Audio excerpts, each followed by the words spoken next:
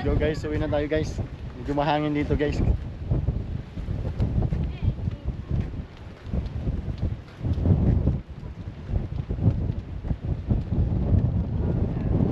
Babay na muna tayo sa view ng ganito kaganda. Pwede naman natin balikan yan pag may time muli tayo.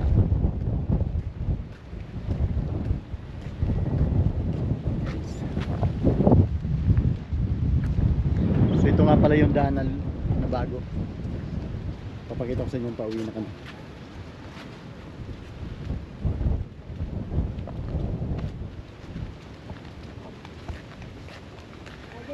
So ito yung daan. Dati doon tayo dumaan dati. Yung dinaanan natin kanina. Ito yung bagong daan.